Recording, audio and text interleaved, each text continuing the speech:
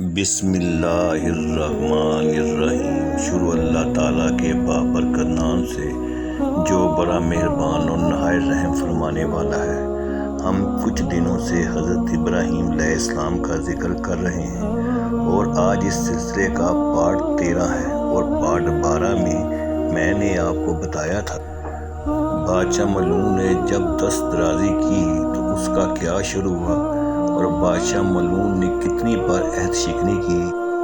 اور بادشاہ نے حضرت سائرہ خاتون سے دعا کے لیے کیوں کہا، اور حضرت ابراہیم علیہ السلام نے معافی کے لیے کیا شرط رکھی،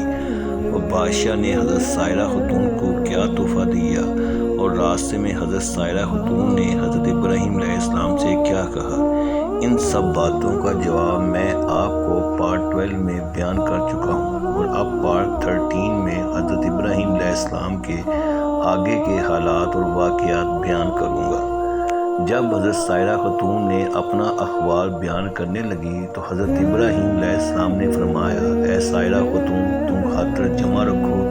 اب کچھ اندیشہ مت کرو۔ اللہ تعالیٰ نے اپنے فضل و کرم سے ہماری آنکھوں کے سامنے سے پردہ غیب اٹھا دیا ہے۔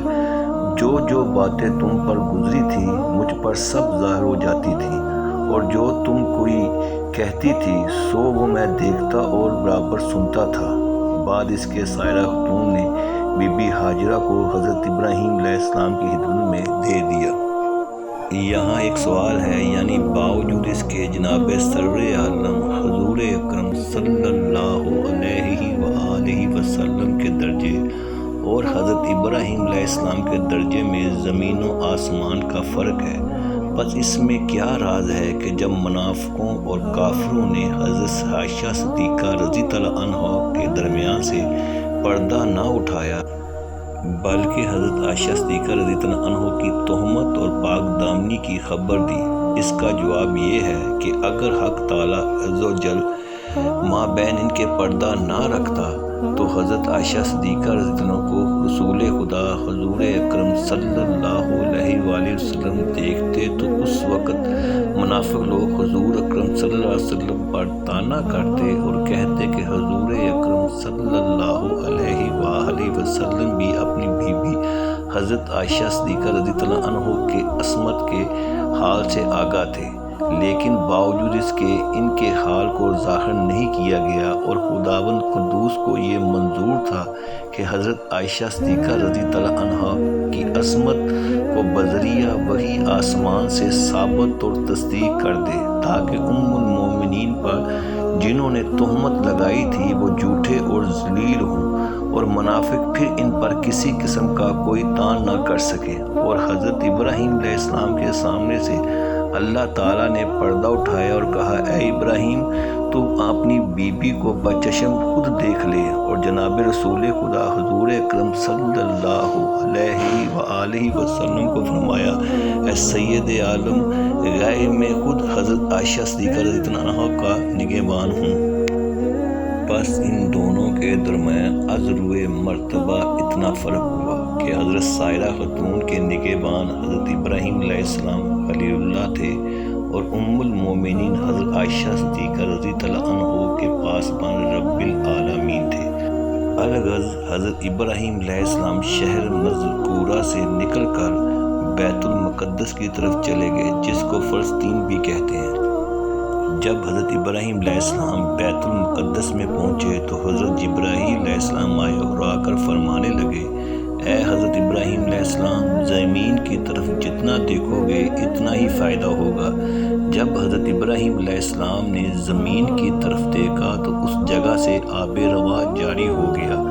پھر اس کے بعد کیا دیکھتے ہیں کہ نرم زمین میں میوہ دار درخت لگے ہوئے تھے، اور بغیر پانی کے فصل پیدا ہوتی تھی، اور سائرہ خاتون نے حضرت ابراہیم علیہ السلام کی خدمت میں بی بی ہاجرہ کو دیا تھا۔ ہاجرہ نام بھی اس واسطے ہوا کہ جب بادشاہ سائرہ خاتون کے ساتھ برا قصد کرنے کی کوشش کرتا تو اسی وقت اس کا ہاتھ خشک ہو جاتا تھا۔ اس کے بعد اس نے توبہ کی اور حضرت سائرہ خاتون سے کہا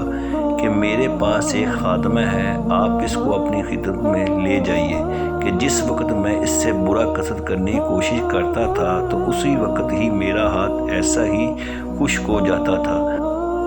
اور نسلی اعتبار سے بی بی ہاجرہ حضور اکرم صلی اللہ علیہ وآلہ وسلم کی دادی ہوتی ہیں،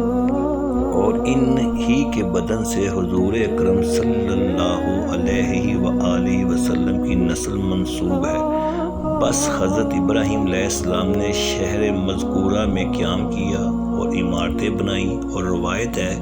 ایک شخص سام بن نوح کی اولاد سے حضرت ابراہیم خلیل اللہ کے زمانے تک باقید حیات موجود تھا،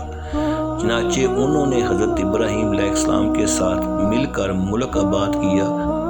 اور بہت کثیر تعداد میں لوگوں کو شرعی احکامات بتائے۔ جب کچھ لوگ آپ کے ہم عقیدہ ہو گئے تو ان لوگوں نے حضرت ابراہیم علیہ السلام سے کہا کہ اے حضرت ابراہیم علیہ السلام، ہم کو ایک قبلہ چاہیے